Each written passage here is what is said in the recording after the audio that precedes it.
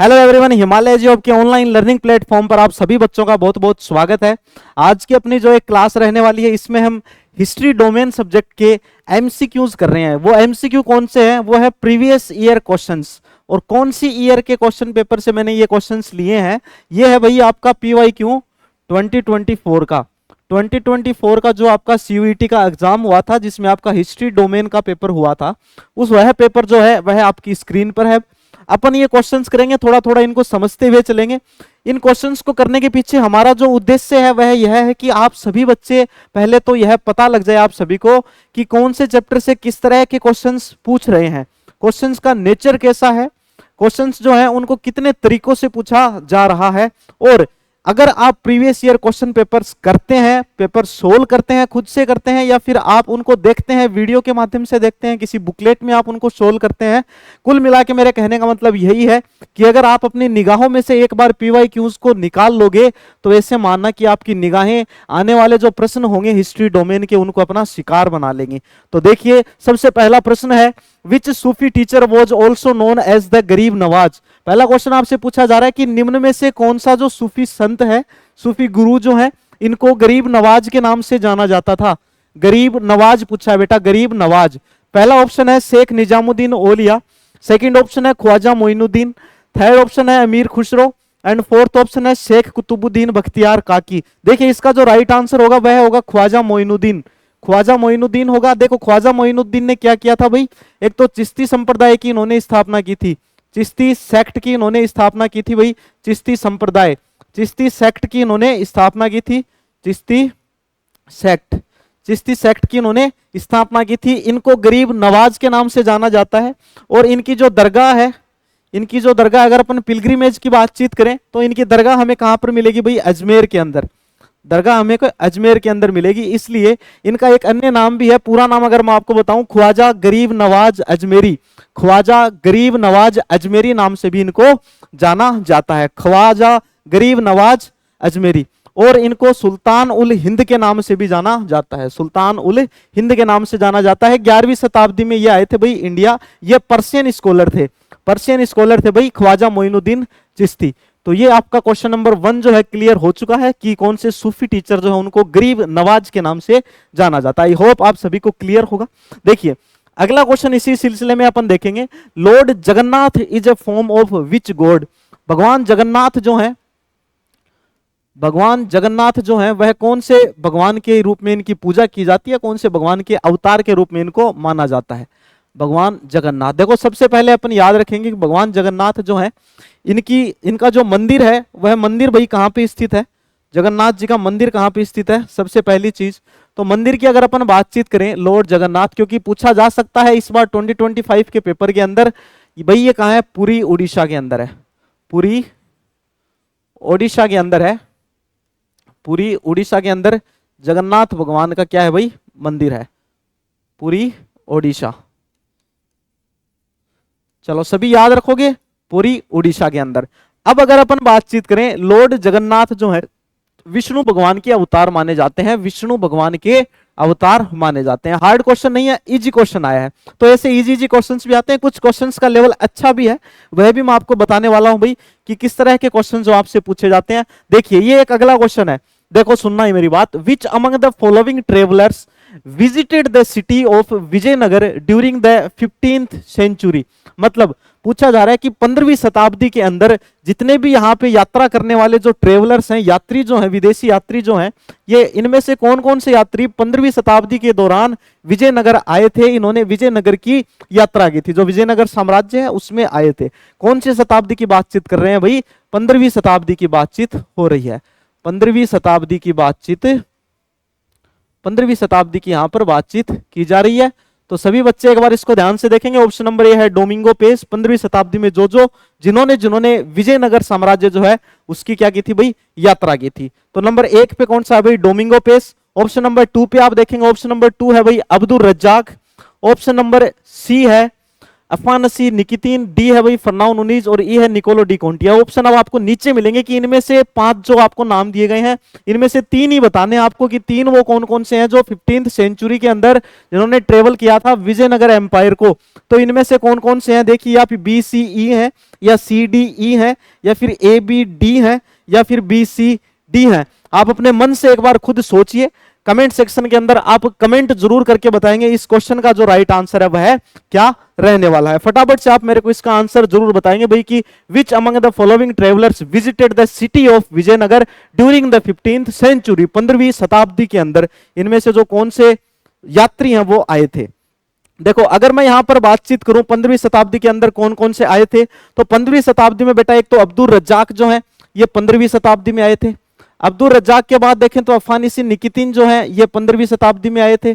Niccolo D Conti जो है ये 15वीं शताब्दी में आए थे। तो ऑप्शन नंबर बी, सी और ई कहां पर है? ऑप्शन नंबर बी, सी और ई ये यहां पर है। अब जरूरी है हमारे लिए यह जानना डोमिंगो पेज और फर्नाओ नुनीज जो है ये कब आए थे। ये आए थे बेटा 16th सेंचुरी के अंदर। ये कब आए थे? ये आए थे 16th के अंदर, है ना। ये तो देखो सारे 15 में आए हैं और जो डोमिंगो पेज और फर्नाओ नुनीज हैं ये 16th सेंचुरी में आए थे। कहां पे आए थे? विजयनगर साम्राज्य में आए थे। चलिए आप सभी के लिए एक और अगला क्वेश्चन, बड़ा ही शानदार क्वेश्चन आप सभी के सामने, वह है Madras, Bombay and Calcutta were the anglicised names of. पूछा गया है कि एंग्लिसाइज्ड नेम क्या है ये मद्रास, बॉम्बे और कलकत्ता, ये पहले क्या थे? Where the British first set up trading post. ये पहले क्या हुआ करते थे भाई? मद्रास, बॉम्बे और कलकत्ता क्या थे? सारे के सारे विलेजेस थे। ये सारे के सारे क्या थे भाई? विलेजेस थे पहले, ये सारे के सारे गांव थे। अगला क्वेश्चन देखेंगे, which of the following statements are correct. ध्यान से देखना बेटा, इस तरह के जो क्वेश्चंस आते हैं जिसमें स्टेटमेंट से रिलेटेड आपको कुछ पूछा जाता है, आप सबसे पहले क्वेश्चन में रीड आउट यह करोगे कि आपको करेक्ट पूछा जा रहा है, इनकरेक्ट पूछा जा रहा है या करेक्ट से पहले नोट लगा के पूछा जा रहा है कि नोट करेक्ट। इन चीजों को ध्यान में रखना इसलिए आवश्यक है। अधिकतर मैंने ऐसा देखा है और बहुत सारे बच्चों के साथ में ऐसा होता है, वो क्वेश्चन को अच्छे से रीड नहीं करते हैं, वो अपने मन में पूर्व धारणाएं बना लेते हैं कि करेक्ट है या इनकरेक्ट है, खुद से मन में वो चीजें सोचते हैं, उसके अकॉर्डिंग वो ऑप्शंस को पढ़ते हैं और जो एग्जामिनर है वो आपको ऑप्शन दोनों तरीकों से देता है। कौन से कथन उन्होंने पूछा है करेक्ट है, कौन से स्टेटमेंट करेक्ट है। अब इसमें ऑप्शन आपको इस तरह से भी मिलेगा कि कौन से स्टेटमेंट इनकरेक्ट है, मिल सकता है यहाँ पे, इसमें नहीं तो किसी और क्वेश्चन में आपको मिल सकता है। तो इन चीजों का बिल्कुल भी शिकार ना बने, आपके पास में पेपर देने का समय पर्याप्त होता है। ह्यूमैनिटीज की अगर बातचीत करें, हिस्ट्री डोमेन की बातचीत करें, तो पहला है आपके सामने statement, Guru Arjan compiled Guru Nanak हाइमन्स in the आदि ग्रंथ साहिब। फिर स्टेटमेंट बी देखें अपन, Guru Tegh Bahadur led the foundation of Khalsa Panth. B statement मुझे सही नहीं लग रहा भाई, led the foundation of the Khalsa Panth. Khalsa पंथ की नींव किसने रखी थी भाई? खालसा पंथ की नींव गुरु तेग बहादुर ने थोड़ी ना रखी थी। उसके बाद गुरु नानक कंपोज द गुरु ग्रंथ साहिब, नहीं भाई ये भी गलत है, गुरु अर्जुन ने की थी, ये गुरु अर्जुन ने की थी। Mirabai was a Maratha princess, गलत है भाई, मराठा नहीं थी, राजपूत प्रिंसेस थी। ई सही है। तो कौन कौन सा सही आ रहा है भाई? सिर्फ ए और ई सही आ रहा है। तो ऑप्शन नंबर 4 जो है इसका राइट आंसर हो जाएगा।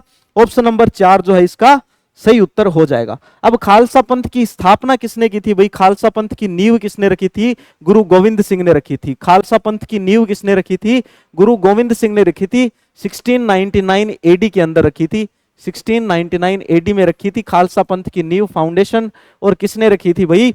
गुरु गोविंद सिंह ने रखी थी, गुरु गोविंद सिंह। आपके लिए बहुत जरूरी है बेटा कि आप प्रीवियस ईयर के क्वेश्चन जो है वो जरूर करो, क्योंकि यहां से क्वेश्चन रिपीट भी हो सकते हैं, थोड़ी सी लैंग्वेज चेंज करके भी आपसे क्वेश्चन पूछा जा सकता है। इसलिए सभी मेरी इन बातों का विशेष रूप से ध्यान रखेंगे और प्रीवियस ईयर के क्वेश्चंस को कंप्लीट करेंगे, चाहे आपका कोई भी सब्जेक्ट क्यों ना हो। अगला क्वेश्चन आप फटाफट से पढ़ लीजिए, आपकी स्क्रीन के ऊपर है।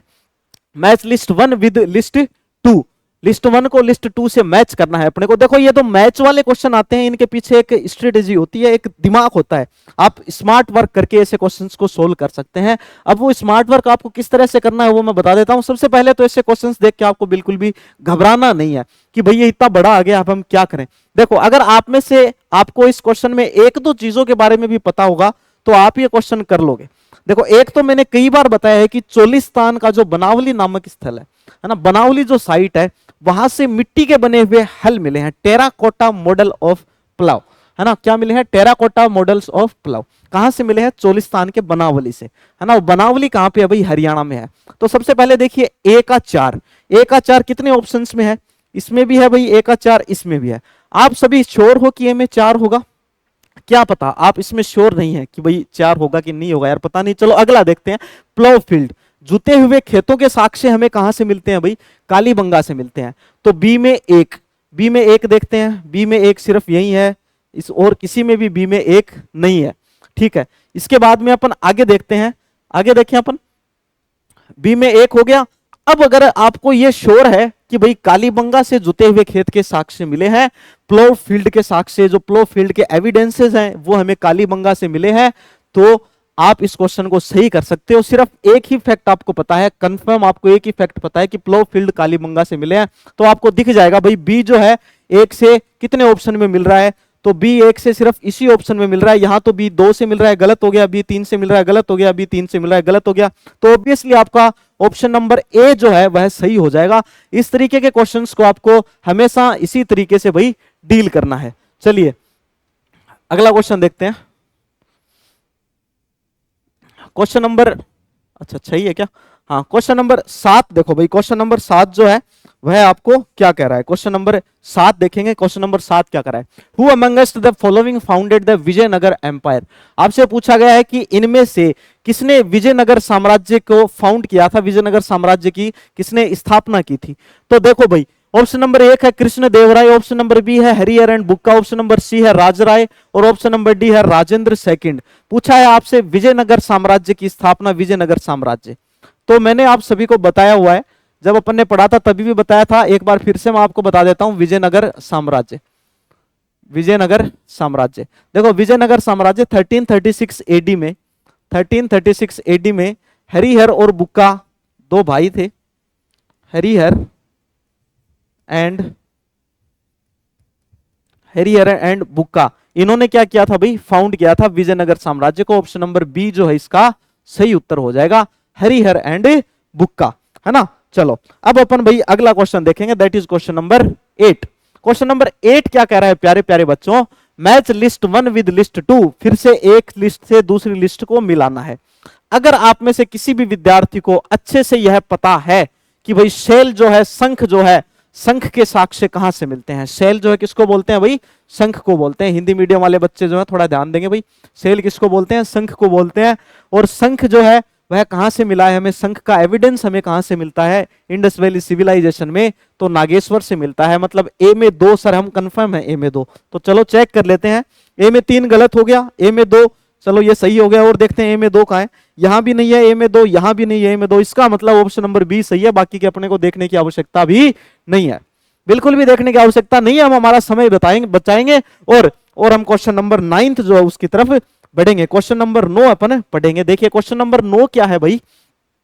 मैच लिस्ट 1 विद लिस्ट 2, वही चीज वापस से लिस्ट 1 को लिस्ट 2 से मैच करना है। महल्स आगे है, टेरिटोरियल यूनिट, पहाड़ियां and Santhals, permanent settlement 1793, Rajmahal hills और तालुक क्या? Estates. Choose the correct answer. वैसे ही हमें आंसर चूज करना है। देखो जो परमानेंट सेटलमेंट जो है इसके बारे में लगभग सभी विद्यार्थी जानते हैं जो हिस्ट्री डोमेन रखते हैं। तो परमानेंट सेटलमेंट जिसको हिंदी में कहा जाता है भाई स्थायी बंदोबस्त, जिसको हिंदी में स्थायी बंदोबस्त भी कहा जाता है, स्थायी बंदोबस्त, जिसको लागू किसने किया था भाई? लॉर्ड कॉर्नवालिस ने इसको लागू किया था। लॉर्ड कॉर्नवालिस ने इसको लागू किया था। 1793 ईस्वी के अंदर इसको प्रभाव में लाया गया था, है ना। कब इफेक्ट में आया था? 1793 में। तो 1793 से अपन मिला देते हैं परमानेंट सेटलमेंट को। सी में 2 हम श्योर हैं सर, इसके अलावा हमें नहीं पता, बाकी देखते हैं भाई। तो सी में 2 देखते हैं, सी में 2 कहां मिल रहा है? सी में 3 गलत, तो सी में 2 एक तो यहां मिल रहा है, सी में 1 गलत हो गया, यहां सी में 4 गलत हो गया, एक ही जगह मिल रहा है। तो ऑप्शन नंबर बी जो है हमारा राइट आंसर हो गया। हमें मतलब ही नहीं है महल से, पहाड़िया, संथाल से, तालुक से, लेकिन फिर भी हमें क्या करना है? इनके सभी के राइट मैचिंग जो है वो सारे के सारे हमें खोजने हैं। किस लिए खोजने हैं प्यारे बच्चों? क्योंकि आपसे क्वेश्चन इस बार एग्जाम में पूछा जा सकता है, रिलेवेंट क्वेश्चन इस बार एग्जाम में पूछा जा सकता है। तो अपन सबसे पहले देखेंगे ए जो है महल, ये क्या थे भाई? एस्टेट्स थे। इसके बाद अपन देखें पहाड़िया और संथाल, ये कहां रहते थे भाई? राजमहल हिल्स में। और ताल्लुक क्या थी भाई? एक टेरिटोरियल यूनिट थी, ताल्लुक क्या थी, टेरिटोरियल यूनिट थी। तो सभी ये फैक्ट्स को याद रखेंगे। क्वेश्चन नंबर 10 आपके सामने अगला क्वेश्चन है भाई, बड़ा ही शानदार क्वेश्चन आप सभी के सामने। क्वेश्चन नंबर 10 देखिए, क्वेश्चन नंबर 10 में पूछा है which of the following statements are correct. सबसे पहले आप यही देखेंगे करेक्ट पूछा है कि इनकरेक्ट पूछा है। तो आपसे करेक्ट का पूछा है कि कौन से स्टेटमेंट इसमें से करेक्ट है। ऑप्शन पहला स्टेटमेंट है भाई, money lenders were called dikus, ठीक है। Zamindars hired the Santhals to reclaim land, जो जमींदार थे वो किनको हायर करते थे, संथाल्स को हायर करते थे, किसके लिए भाई, लैंड को रिक्लेम करने के लिए। ऑप्शन नंबर सी कह रहा है भाई संथाल्स वर मर्चेंट्स, भाई संथाल मर्चेंट थोड़ी थे, संथाल मर्चेंट थे क्या, बिल्कुल नहीं थे। तो सर संथाल क्या थे, संथाल क्या थे भाई, जंगलों में रहते थे, जंगलों की कटाई करते थे और वहां पर अपनी खेती वेती करते थे, इस तरह का काम करते थे। संथाल किसी भी प्रकार से मर्चेंट्स नहीं थे, संथाल जो है वो बिल्कुल भी व्यापारी नहीं थे। ये लोग फॉरेस्ट जो थे उनको क्लियर करते थे और साथ में फूड जो है उसको प्रोड्यूस करते थे सब्सिस्टेंस के लिए। तो संथालों का ये काम बिल्कुल भी नहीं था। तो फॉलोइंग स्टेटमेंट आर करेक्ट। तो इनमें से ऐसा कौन सा ऑप्शन है भाई जिसमें जो ऑप्शन नंबर सी है स्टेटमेंट आर करेक्ट पूछा है। तो करेक्ट पूछा है इसका मतलब सी इनकरेक्ट है। तो सी तो इनमें से किसी भी ऑप्शन में नहीं होना चाहिए। तो देखते हैं कौन से में, यहाँ पे सी दे रखा है, बोल रहे हैं कि सी करेक्ट है, नहीं है भाई ये तो इनकरेक्ट है, सी तो इनकरेक्ट है, सी तो इनकरेक्ट है। तो अपन कर देंगे फटाफट और बाकी अपने को पढ़ने की आवश्यकता ही नहीं है। तो 10वें नंबर के क्वेश्चन जो है इसमें सही आंसर आपका कौन सा होगा भाई, ऑप्शन नंबर 3 जो है वह राइट आंसर आपका हो जाएगा। चलिए अगला क्वेश्चन देखो भाई, क्वेश्चन नंबर 11 जो है फटाफट से आपकी स्क्रीन पे आ चुका है और क्वेश्चन नंबर 11 सभी बच्चे एक बार रीड आउट कर लेंगे। क्वेश्चन नंबर 11 कौन सा है, क्वेश्चन नंबर 11 नहीं आया, टेलीग्राम आ गया। चलो तो टेलीग्राम के बारे में बता देता हूं आपको, क्योंकि ये देखो आप सभी के लिए एक अच्छा प्लेटफॉर्म है टेलीग्राम। आपको पता है दुनिया जो है वह कंप्लीटली डिजिटल होती जा रही है और ये टेलीग्राम जो है यह किस रूप में आपकी हेल्प करता है। देखो टेलीग्राम के ऊपर आपको खूब सारा स्टडी मटेरियल मिलेगा। हिमालय एजू हब के CUET हिमालय एजू हब के इस टेलीग्राम चैनल के ऊपर स्टडी मटेरियल के साथ साथ में आपको यहाँ पर क्वेश्चंस भी मिलेंगे क्विज की फॉर्म में। मतलब आपसे क्विज करवाई जाएगी, आप उस क्विज को अटेम्प्ट करेंगे, आपको पता लगेगा कि 15 बच्चों ने, 100 बच्चों ने, 200 बच्चों ने क्विज अटेम्प्ट किया है तो आपकी रैंक कौन सी है, आप कहां स्टैंड करते हैं पर्टिकुलर सब्जेक्ट में या पर्टिकुलर क्वेश्चंस के अंदर। तो इस तरह की क्विज जो है वो होती रहती है। इसके अलावा आपकी CUET की जो एग्जाम होती है उससे रिलेटेड जो भी अपडेट होती है, किसी भी यूनिवर्सिटी से रिलेटेड अगर कोई भी अपडेट होती है तो वो सारी की सारी अपडेट्स आपको हिमालय एजू हब के टेलीग्राम चैनल के ऊपर मिल जाएगी। मतलब एक प्लेटफॉर्म ही काफी है जहां पर आपको सारी की सारी खबरें मिल जाएंगी, आपको कॉलेज तक पहुंचाने तक की सारी खबरें आपको एक ही जगह मिल जाएंगी। That is CUET Himalaya Edu hub Telegram channel. So please join our Telegram channel जिन्होंने अभी तक ज्वाइन नहीं किया है। एप्लीकेशन को सभी डाउनलोड करेंगे। एप्लीकेशन के ऊपर भी आपके लिए खूब सारे PYQs हैं जो फ्री ऑफ कॉस्ट आप सभी के लिए अवेलेबल हैं। इसके अलावा भी खूब सारी चीजें आपको फ्री ऑफ कॉस्ट मिल जाएंगी। फिर कुछ कोर्सेज हैं जिन पे फ्लैट 50% की छूट चल रही है, जिसमें साइंस का कोर्स आपको सिर्फ 2999 में मिलेगा, ह्यूमैनिटीज का कोर्स 2749 में, लैंग्वेज और GAT का कोर्स जो आपको 1499 के अंदर आराम से मिल जाएगा। चलिए अब करते हैं अपन अपना क्वेश्चन नंबर 11। काफी देर हो गई क्वेश्चन नंबर 11 देखते हुए, लेकिन मिल नहीं रहा था। Which of the following statement are true about the zamindars. देखो जो जमींदार है उनके बारे में स्टेटमेंट दिए गए हैं और इनमें से हमें जो सही स्टेटमेंट है, जो बात सत्य है, वह छांटनी है। तो 1 बात, 2 बात, 3 बात, 4 बात और 5 बात है हमारे सामने। इन 5 बातों में से सही बात कौन सी है, सिर्फ वही हमें इनमें से छांटनी है। नंबर 1 देखिए भाई, milkiyat land were cultivated for the general use of the people. बिल्कुल ये स्टेटमेंट तो गलत हो गया। क्यों? क्योंकि देखो जो मिल्कियत लैंड्स होती थी वह जनरल यूज के लिए नहीं होती थी, पीपल्स के जनरल यूज के लिए नहीं थी, वो पर्सनल यूज होती थी। भाई मिल्कियत लैंड जो थी, है ना, मिल्कियत भूमि जो थी, मिल्कियत भूमि जो थी यह जमींदारों के निजी उपयोग के लिए थी, जमींदारों के निजी उपयोग के लिए थी, पर्सनल यूज के लिए थी, है ना, निजी उपयोग, ना कि यह किसके लिए थी भाई, जनरल यूज थी, for the people, general use के लिए नहीं थी, लोगों के लिए। तो ऑप्शन नंबर ए जो है गलत हो गया। मतलब इनमें से ए इनमें आ रहा है तो ये दोनों ऑप्शन काट दो, यहीं पे काट दो, ये दोनों के दोनों ऑप्शन यहीं काट दो। अब इनमें डी आ रहा है, डी मतलब डी और ई ये दोनों तो बिल्कुल सही है। अब हमें देखना है बी और सी में से सही कौन सा है और गलत कौन सा है। चलो बी देखते हैं। बी कह रहा है जमींदार कुड सेल, बिक्विथ और मोर्टगेज द मिल्कियत लैंड्स। ठीक है, बी मान लो किसी बच्चे को नहीं भी पता है, चलो सी पढ़ के देख लो यार। जमींदार collected revenue on behalf of themselves, बिल्कुल भी नहीं था ऐसा। जमींदार collect revenue not only the behalf of themselves but on the behalf of जो ईस्ट इंडिया कंपनी थी उसके बिहाफ पे ये लोग क्या करते थे, रेवेन्यू कलेक्ट करते थे, जिस रेवेन्यू में से कुछ पार्ट जो है ये खुद के लिए रख सकते थे। बट यहां पर यह कहना गलत है कि वो जो रेवेन्यू कलेक्ट करते थे वो खुद के बिहाफ पे करते थे, खुद के बिहाफ पे नहीं करते थे, कंपनी के लिए किया जाता था। तो जो सी है भाई ये बात भी गलत हो गई। तो सही बात कौन सी हो गई, बी हो गई, डी हो गई और ई हो गई। देखो कहां कहां पे है, बी, डी एंड ई। तो क्वेश्चन नंबर 11 में राइट आंसर जो आपका हो गया भाई, क्वेश्चन नंबर 11 जो है इसमें राइट आंसर कौन सा हो गया आपका, 4 हो गया। चलो अगला देखो क्वेश्चन नंबर 12 देखो भाई, Kaurava and Pandavas belong to which ruling family, Kuru family से थे। चलो इजी क्वेश्चन है। 13 which report reproduced zamindars and raiyat petitions as appendices for consideration of the British Parliament. भाई इनमें से कौन सी ऐसी रिपोर्ट थी जो जमींदार और जो रैयत से उनसे रिलेटेड जो रिपोर्ट थी यह ब्रिटिश पार्लियामेंट के अंदर पहुंच गई थी। कौन सी यह रिपोर्ट थी जो ब्रिटिश पार्लियामेंट में भी पहुंच गई थी, बताओ भाई कौन सी रिपोर्ट थी। आप सभी ने पढ़ी है और कई बार आपको बताया भी है कि यह रिपोर्ट जो है आपकी एग्जाम पॉइंट ऑफ व्यू से बहुत ही इंपॉर्टेंट है। The first report, the 7th report, the 6th report and the 5th report.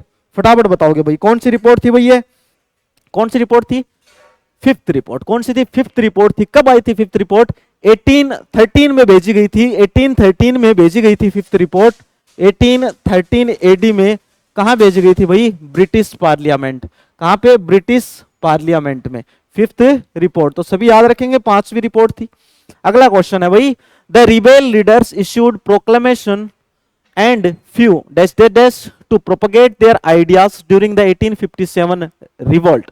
Fill in the blank with the correct answer from the option given below. तो ये क्या होते थे भाई, the rebel leaders issued proclamations and few क्या होते थे, इस्तेहार बोलते हैं इनको, इस्तेहार।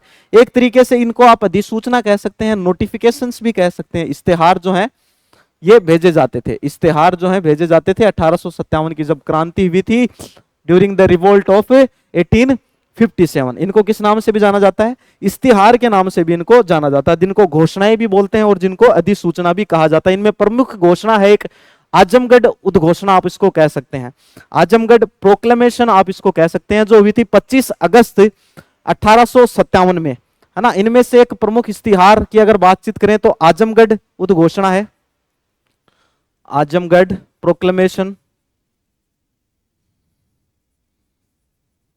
आजमगढ़ प्रोक्लेमेशन 25 अगस्त 1857। अब ये किससे संबंधित थी भाई, आजमगढ़ प्रोक्लेमेशन, आजमगढ़ उद्घोषणा, ये संबंधित थी कि 1857 की जो क्रांति है इसमें किसी भी प्रकार से जो हमारे सांप्रदायिक भावनाएं हैं उनको आप बीच में मत लाना, बिल्कुल भी भेदभाव हम किसी भी धार्मिक रूप से नहीं करेंगे। मतलब सांप्रदायिक सौहार्द के भाव से हमें 1857 की क्रांति में भाग लेना है और इसे सफल बनाना है। तो किससे संबंधित थी भाई, इंपॉर्टेंस ऑफ कम्युनिटी अमिटी, किससे संबंधित थी, importance of communal amity among the rebels. चलो तो इसके बाद में अपन अगला क्वेश्चन करें, दैट इज क्वेश्चन नंबर 15।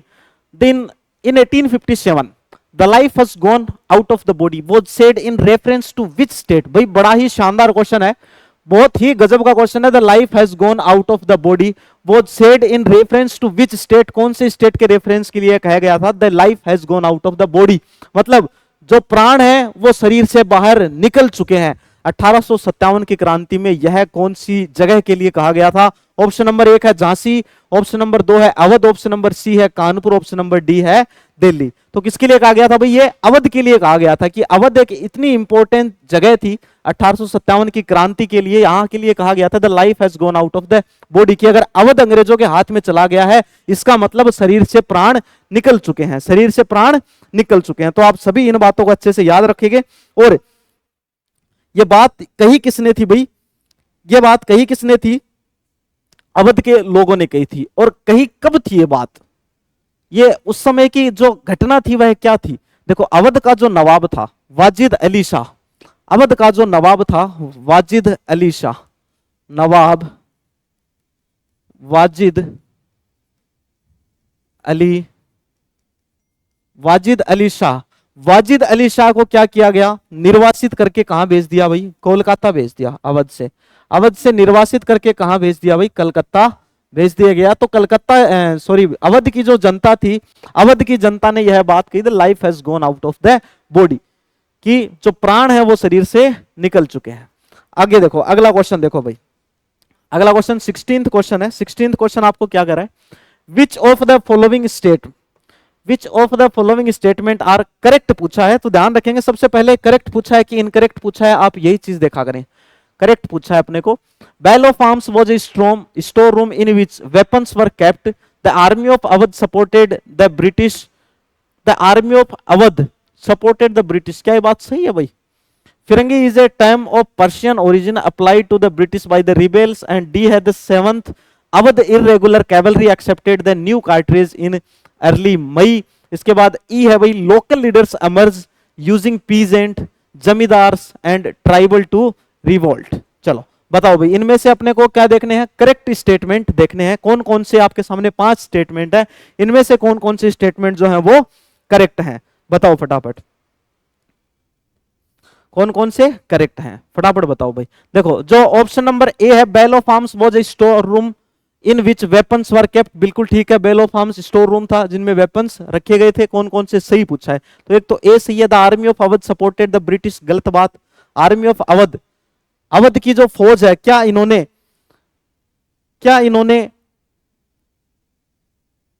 1857 की क्रांति में कंपनी का साथ दिया था, क्या इन्होंने अंग्रेजों का साथ दिया था? बिल्कुल भी साथ नहीं दिया था। साथ नहीं देने का कारण क्या था भाई, डलहौजी जो था, डलहौजी ने भाई इनको अवध का जो है विलय कर लिया था 1856 में, 1856 में कर लिया था। और जो पॉलिसी थी, उस पॉलिसी का नाम था भाई doctrine of lapse.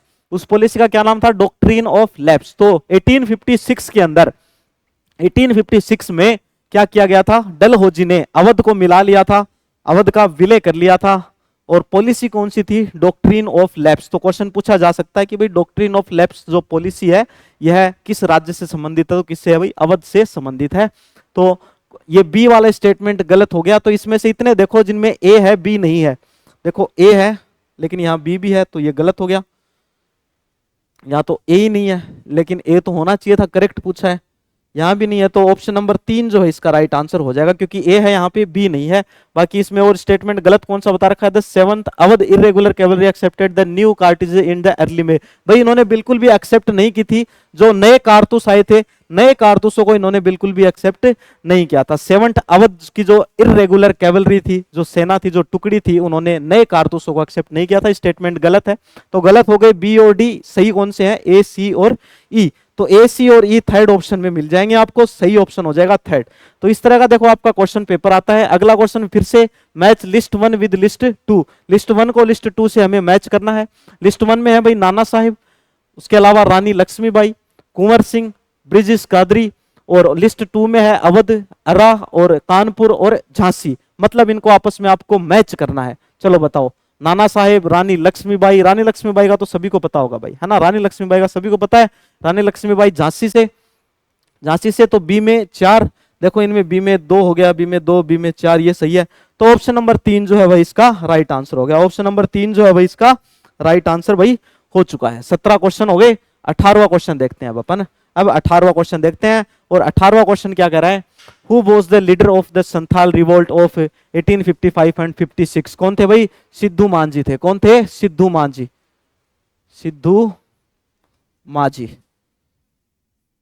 Sidhu Manjhi one liner, बहुत ही इजी सा क्वेश्चन है।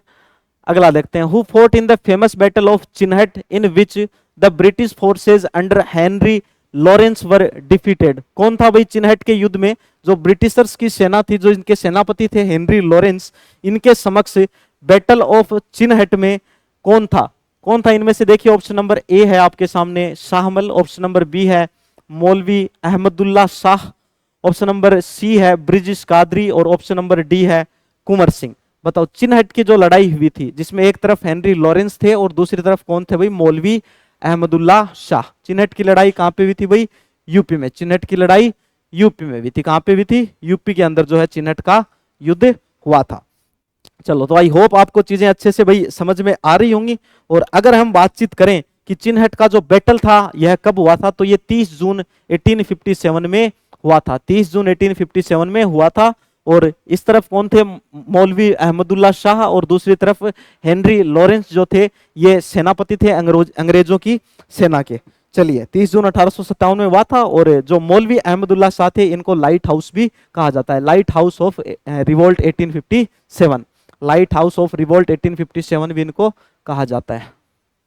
चलो लिख देता हूं मैं यहाँ पे, light house of 1857 revolt, light house of 1857 revolt. चलिए डेट याद रखोगे आप बैटल ऑफ चिन्हट की, 30 जून 1857, 30 जून 1857। चलो अगला क्वेश्चन देखो भाई, अगला क्वेश्चन देखो, बड़ा ही शानदार क्वेश्चन है। क्वेश्चन नंबर 20 की तरफ देखो। क्वेश्चन नंबर 20 क्या कर रहा है, who was the commissioner of Lucknow when the rebel besieged it during the revolt of 1857। कौन थे भाई कमिश्नर, कौन थे, हेनरी लॉरेंस थे, हेनरी लॉरेंस थे या कोलिन कैंपबेल थे, फटाफट से बताओ मेरे को। क्वेश्चन नंबर 20 जो है इसका राइट आंसर, क्वेश्चन नंबर 20 जो है इसका मेरे को राइट आंसर बता दो भाई, कौन थे, हेनरी लॉरेंस थे, ठीक है, हेनरी लॉरेंस थे।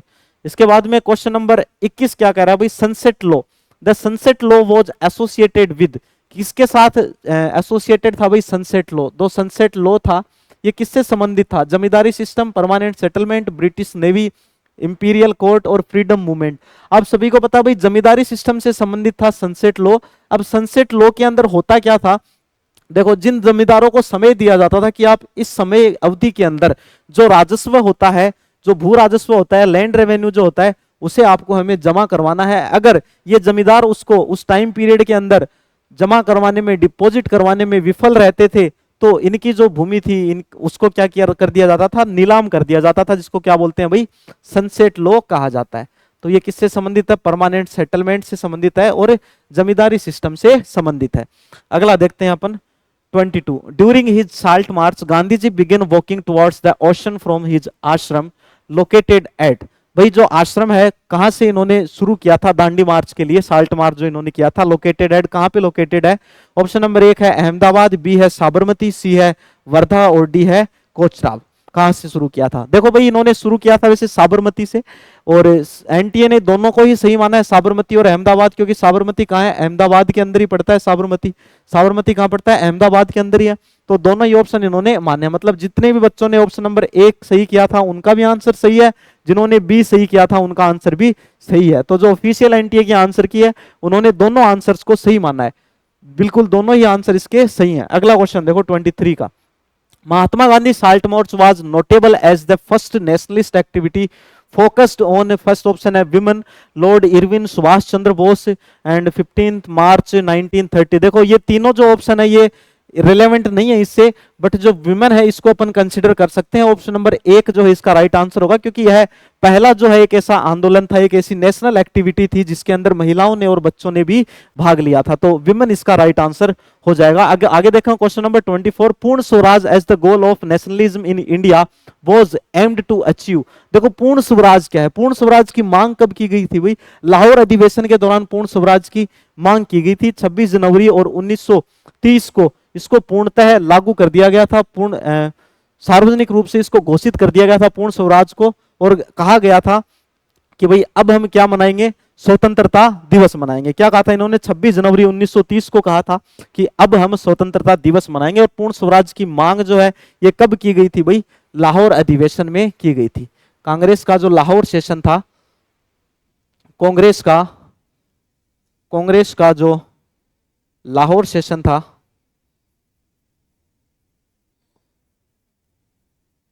कांग्रेस का जो लाहौर सेशन था जिसकी अध्यक्षता किसने की थी भाई, पंडित जवाहरलाल नेहरू ने की थी। अध्यक्षता किसने की थी लाहौर सेशन की, पंडित जवाहरलाल नेहरू ने, है ना। तो इसी के अंदर पूर्ण स्वराज की मांग की गई थी, जिसका मतलब था भाई कंप्लीट इंडिपेंडेंस, कंप्लीट इंडिपेंडेंस, मतलब पूर्ण स्वतंत्रता हमें चाहिए ही चाहिए है। कब हुआ था भाई ये लाहौर अधिवेशन, 1929 में लाहौर अधिवेशन हुआ था, और 26 जनवरी 1930 को इसे सार्वजनिक रूप से घोषित भी कर दिया गया पूर्ण स्वराज की मांग को, 26 जनवरी 1930 को। और उस समय यह भी घोषणा की गई थी, कब की गई थी भाई, 26 जनवरी 1930 को यह भी घोषणा की गई कि इस दिन हम क्या मनाएंगे, स्वतंत्रता दिवस मनाएंगे। 26 जनवरी 1930 को एक घोषणा की गई कि इस दिन को हम क्या मनाएंगे, स्वतंत्रता दिवस के रूप में मनाएंगे। इस दिवस को हम स्वतंत्रता दिवस के रूप में भाई मनाएंगे, क्योंकि अब हम पूर्णतः आजाद हो चुके हैं। अगला क्वेश्चन देखेंगे भाई, question number 25, which of the following statement of Gandhi ji made the opening of Banaras Hindu university are true. Option number A, Gandhi charge the in, देखो ट्रू पूछा है, सबसे पहली बात आप इनको मार्क कर लिया करो, जैसे ही आपसे क्वेश्चन पूछा जाता है ट्रू फॉल्स स्टेटमेंट का, तो आप सबसे पहले उसको मार्क कर लें। Gandhi ji charge the Indian elite with the lack of concern for the labouring poor. आगे, Gandhi ji was not worried about the contrast between the richly backdecked noblemen and millions of poor Indians. Next है, Gandhi ji said our salvation can only come through lawyers, doctors and rich landlords. ये बात मेरे कुछ जम नहीं रही, तो एक बार सी को तो गलत करते हैं, ये तो जम ही नहीं रहा है ना, क्योंकि गांधी जी ने ऐसा नहीं कहा था, इन्होंने कहा था our salvation can only come through। इन्होंने ये बातें जो है ये किसानों पर अधिक केंद्रित की थी, है ना, फार्मर्स के लिए। Gandhi ji emphasized that farmers are going to secure the salvation of India। बिल्कुल ठीक है। Gandhi ji told the privileged invitees, strip yourself of this jewelry and hold it in trust of your countrymen। तो पूछा क्या भाई, ट्रू पूछा है, मतलब सी नहीं होना चाहिए, सी। तो देखो सी इनमें है, इसमें भी सी है, इसमें भी सी है, इसमें भी सी है, तो ये गलत हो गए, ये सारे के सारे गलत हो गए। ऑप्शन नंबर 4 जो है वो ऑटोमेटिकली सही हो गया। तो इस तरह के जो स्टेटमेंट वाले जो क्वेश्चंस हैं इनको आप इजीली इस तरीके से सही कर सकते हैं कि आप इनको पहले तो सभी को पढ़ा करें। ऐसे नहीं कि आपने एक को पढ़ लिया और उसी के अकॉर्डिंग आप एक बार देख लेते हैं कि कौन सा सही है। कई बार होता है ऐसे कि अगर आप पहले में 100% श्योर है पहले स्टेटमेंट में कि ये गलत है कि सही है, तो आप उसके अनुरूप एक बार चेक कर लें ऑप्शंस के अंदर कि क्या मैं अकेले इस स्टेटमेंट से ऑप्शन को यूज करके अपना क्वेश्चन सही कर सकता हूं या सही कर सकती हूं। अगर अकेले फर्स्ट स्टेटमेंट से नहीं कर पा रहे तो बचे हुए जो स्टेटमेंट हैं इनमें आप सबसे अधिक जो कंफर्म है, सबसे अधिक जो आप कहते हैं कि भाई 100% मुझे विश्वास है, मैं बिल्कुल भी डाउटेबल नहीं हूं इस चीज में, मुझे बिल्कुल भी डाउट नहीं है कि ये गलत है, तो आप अगर 100% ऐसे हैं कि ये सही स्टेटमेंट है, 100% ऐसे हैं कि ये गलत है, तभी आप आगे बढ़े, वरना आप डायरेक्ट एक आधा ऐसे ऑप्शन देख के आप क्वेश्चन को अटेम्प्ट ना करें, ऐसे आपका क्वेश्चन भाई गलत हो जाएगा। तो 25 क्वेश्चन हमारे हो चुके हैं और अगला क्वेश्चन भी अपन अभी करेंगे। 25 क्वेश्चन हो गए अपने, 50 क्वेश्चन आए थे आपके पिछली बार और 50 में से आपको कितने करने थे भाई, 40 क्वेश्चन ही आपको करने थे। देखो 26वां क्वेश्चन देखो, 26वां क्वेश्चन देखो भाई, लिस्ट 1 लिस्ट 2 देखो, खिलाफत मूवमेंट, जलियांवाला बाग मैसाकर, केमल अटातुर्क और लुईस फीचर। लिस्ट 2 में महात्मा गांधी बायोग्राफर, देखो लुईस फीचर कौन थे, महात्मा गांधी के बायोग्राफर थे, ठीक है। और जलियांवाला बाग मैसाकर और खिलाफत आंदोलन 1919-20 में, ये 1919 में, ये 1920 में हो गया, और फिर बचा हुआ कौन सा है, टर्किश रूलर। तो ए में देखो, ए में 4 कहाँ कहाँ पे है, ए में 4 एक ही ऑप्शन में है, तो ये सही हो गया। ये देखो ए में 4 है ही नहीं यहाँ पे, तो अगर एक का भी आपको पता है ना तो आपका उत्तर सही हो जाएगा। जैसे अगर आपको पता हो कि जलियांवाला बाग जो हत्याकांड है वह 1919 में हुआ था, तो आप यहां से भी सही कर सकते हैं। देखो बी में 3, तो बी में यहाँ 2 है, गलत हो गया, बी में यहाँ 4 है, गलत हो गया, बी में 1 है, गलत हो गया, बी में 3 यहाँ है। तो एक एक ऑप्शन से ऐसे क्वेश्चन सही हो जाते हैं, तो आप बिल्कुल भी घबराया मत करो प्यारे बच्चों। अगला क्वेश्चन देखो, हु वॉज द जज who presided over Gandhi ji trial after the withdrawal of non cooperation movement. कौन थे भाई, ब्रूमफील्ड थे जज, कौन से थे, ब्रूमफील्ड थे।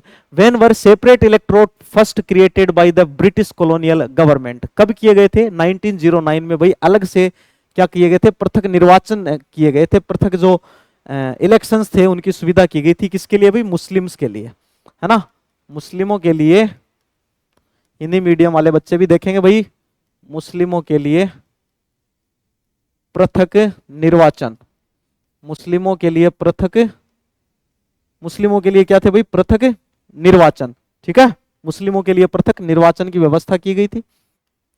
1909 में इंडियन काउंसिल एक्ट कहा जाता है, भारत परिषद अधिनियम, इंडियन काउंसिल एक्ट, भारत परिषद अधिनियम, और एक और भी इसका नाम है मार्लेमेंटो रिफॉर्म्स, मार्ले मिंटो रिफॉर्म्स भी इसको कहा जाता है, मार्लेमेंटो रिफॉर्म्स भी इसको कहा जाता है। एक बार आप होल्ड पे रहेंगे, बड़ा ही इंपॉर्टेंट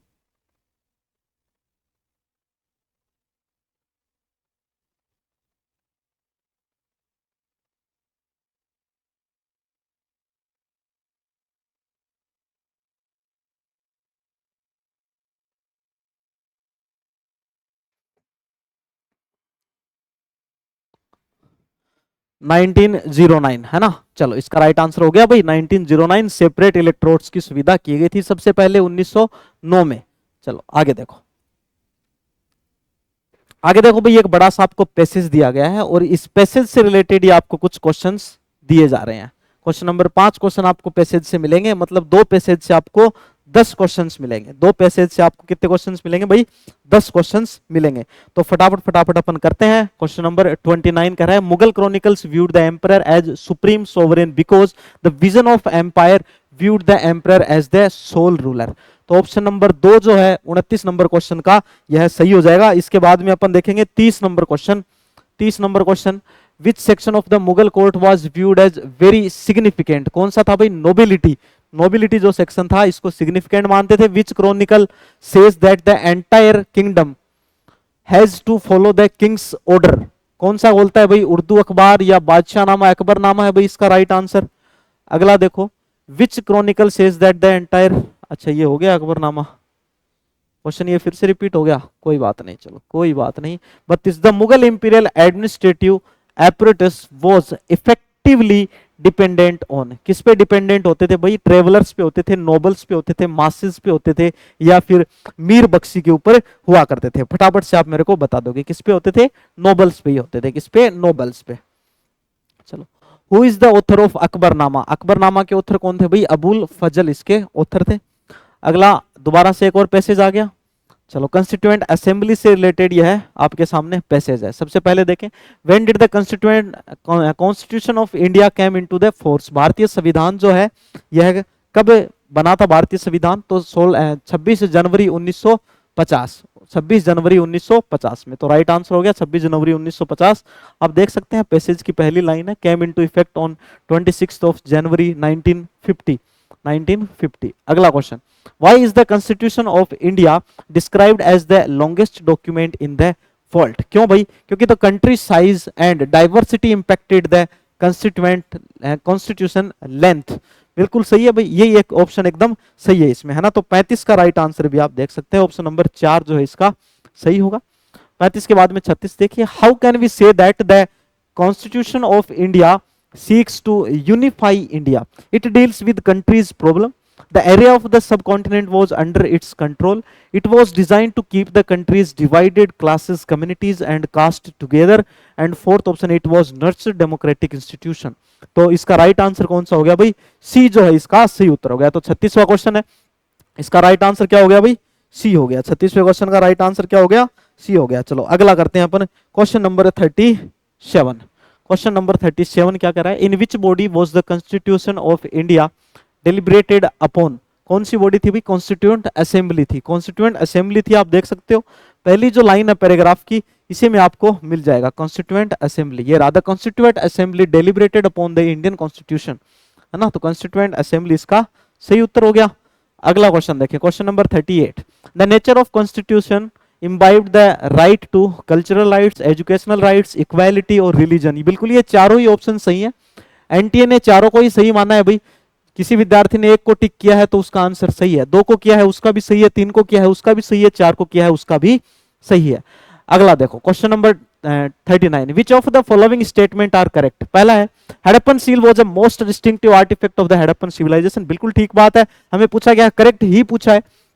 चलो उसके बाद अगला statement, Harappan seal motives conveyed a meaning to those unable to read it. Harappan seal motives conveyed a meaning to those unable to read it. चलो ठीक है, विचार करेंगे। सी का देखते हैं अपन पहले, Harappan seal had Sanskrit script on them. भाई अभी तक पढ़ी नहीं गई तो किसको पता है संस्कृत स्क्रिप्ट थी उन पे, तो ये तो गलत है। Harappan seal had Pali and Prakrit inscription on them, गलत है। और ई कह रहा है, some Harappan seal show wider spacing of script from right and cramping on the left. तो सी और डी तो भाई गलत है, सी और डी तो अपने पास में होने ही नहीं चाहिए। सी और डी के अलावा देखो ए बी और ई, तो ए बी और ई ये बिल्कुल सही है। तो 39 जो है, 39th क्वेश्चन जो है आपका, इसका राइट आंसर कौन सा हो गया? ऑप्शन नंबर 3 इसका राइट आंसर हो गया। अब 40 का देखो, match list 1 with list 2। List 1 को लिस्ट 2 से मैच करना है। अगर आपको पता है कि भाई जो कुषाण है इनके लिए देवपुत्र नाम यूज किया गया था, अशोक के लिए पियदसी, ये तो पता है भाई सभी को, अशोक के लिए पियदसी, तो बी का 1, बी का एक कहाँ है भाई, यहाँ पे बी का एक है, यहाँ भी नहीं है, यहाँ भी नहीं है, यहाँ भी नहीं है। लो यार, एक अकेले से हो जाता है, सिर्फ एक से हो जाएंगे ऐसे क्वेश्चन आपके, आपको सारे के सारे पढ़ने की आवश्यकता भी नहीं है। चलो आगे देखें। Name the first site from where the Indus valley civilization was discovered. भाई वो फर्स्ट साइट कौन सी है, पहला स्थल कौन सा है जो खोजा गया था इंडस वैली सिविलाइजेशन में? कौन सा था भाई? हड़प्पा था। कौन सा था? हड़प्पा था। कब खोजा गया था भाई? 1921 में खोजा गया था। 1921 एडी में। किसके द्वारा खोजा गया था? दयाराम साहनी के द्वारा। किसके द्वारा खोजा गया था भाई? दयाराम साहनी के द्वारा। और इस समय एएसआई के महानिदेशक कौन थे? डायरेक्टर जनरल कौन थे एएसआई के? सर जॉन मार्शल थे। कौन थे भाई? Sir John Marshall. Sir John Marshall थे। याद रखोगे सभी। हड़प्पा को खोजा गया था। हड़प्पा के तुरंत बाद में किसे खोजा गया? 1922 में मोहनजोदड़ो को। Match list 1 with list 2। चलो लिस्ट 1 को लिस्ट 2 से हमें मैच करना है। चलो बताओ भाई। अलेक्जेंडर ग्रीनलो के बारे में, जॉन मार्शल के बारे में, जेएफ फ्लीट के बारे में और कॉलन मैकेंजी के बारे में आपको 4 चीजें दी गई हैं और इनको आपको आपस में मैच करना है। Question number 42। 4 चीजें दी गई हैं चारों के लिए और इनको आपको आपस में भाई मैच करना है। Question number 42। बताओ इसका राइट आंसर कौन सा होगा? Question number 42। देखो जॉन मार्शल तो है, ये क्या करते थे? Conservation work of Vijayanagar begin under him. तो विजयनगर के जितने भी कार्य हुए थे कंजर्वेशन से रिलेटेड, वो सारे के सारे किसके अंडर हुए थे? जॉन मार्शल के अंडर हुए थे। किसके अंडर हुए थे भाई? जॉन मार्शल के अंडर हुए थे। तो बी में 3 आप देख सकते हैं, ये गलत हो गया, ये ठीक है, ये दोनों गलत हो गए। तो ऑप्शन नंबर 2 जो है वह ऑटोमेटिकली इसका राइट आंसर हो गया है। चलो अब देखते हैं अपन question number 43। Match list 1 with list 2। Duarte Barbosa, Marco Polo, Ibn Battuta और एंटोनियो मोंसेट। मतलब ये कहां से आए थे? तो आपको सभी को पता है इब्न बतूता जो है कहां से आए थे भाई? इब्न बतूता मोरक्को से आए थे। इब्न बतूता कहां से आए थे? मोरक्को से आए थे।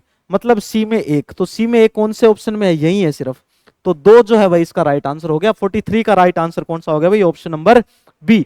तो इस तरीके से भाई बड़े ही इजी क्वेश्चन आते हैं, आप आराम से कर पाते हो। Match list 1 with list 2। देखो हमारे जो बच्चे हैं जिनको हम क्वेश्चंस करवाते हैं, जिनके हम टेस्ट कंडक्ट करते हैं, तो उन्हें हम इसी तरीके के टेस्ट भी देते हैं, इस तरह के क्वेश्चन भी हम उनको देते हैं ताकि वो पहले से प्रिपेयर रहें।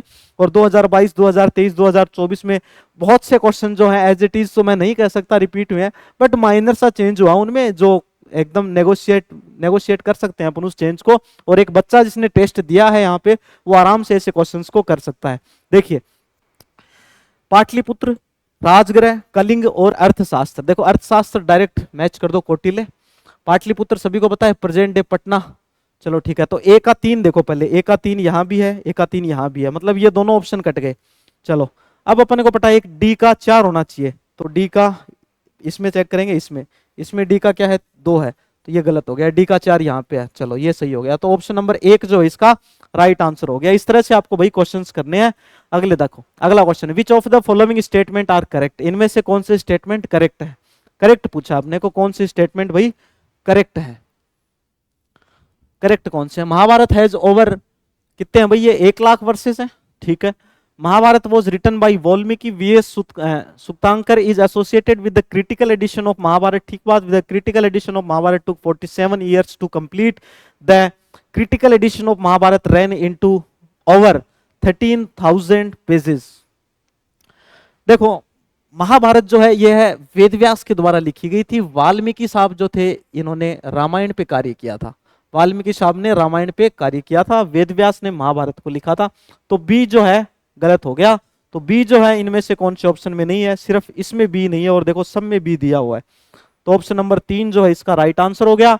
अब अगला क्वेश्चन देखो, कुल, जाति क्या है, वंश क्या है और जन क्या है? बताओ भाई। देखो कुल क्या होता है? फैमिली होती है।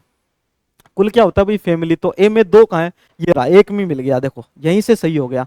कुल क्या हो गया? फैमिली हो गई। जाति क्या है भाई? लार्जेस्ट नेटवर्क ऑफ किनफोक, है ना। वंश क्या है भाई? लिनेज है, वंश लिनेज है। और जन क्या है भाई? पीपल है ना। सी में 4, वंश क्या है? लिनेज, और जन क्या है? पीपल्स के लिए यूज करते हैं वर्ड जन। आगे देखो, मैच लिस्ट 1 विद लिस्ट 2। मेघे दाका तारा, गरम हवा, तमस, जिस लाहौर नहीं वेख्या वो जमिया ही नहीं। जिसने लाहौर नहीं देखा वो जमिया ही नहीं। ये हबीब तनवीर की किताब है। हबीब तनवीर, सॉरी, जिस लाहौर नहीं देखा वो जमिया ही नहीं, हबीब तनवीर।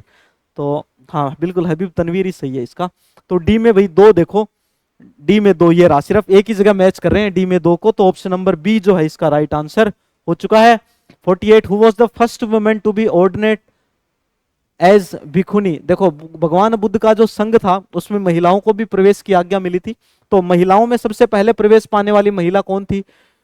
महाप्रजापति गौतमी, है ना। महाप्रजापति गौतमी जो महात्मा बुद्ध की सौतेली माँ जिसको कह सकते हैं, मौसी भी अपन कह सकते हैं, जिन्होंने भगवान बुद्ध का पालन पोषण किया था, ठीक है। और किसके कहने पे भाई इन्होंने, भगवान बुद्ध ने इनको संघ में प्रवेश दिया था? महाप्रजापति गौतमी को आनंद के कहने पे, है ना। आनंद के कहने पे बुद्ध का ही शिष्य था। आगे देखो, who among the following were the principal deities of Vedic pantheon. Principal deity पूछा है, तो प्रिंसिपल डाइटी कौन सी है भाई? ब्रह्म, विष्णु और शिव।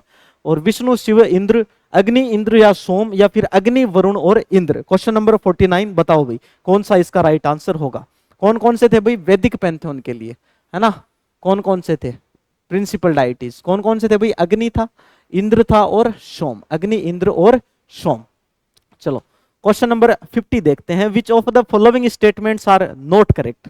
विनय Pitaka does not describe the rule for monks. देखो, Vinaya Pitaka does not describe the rules for Monks.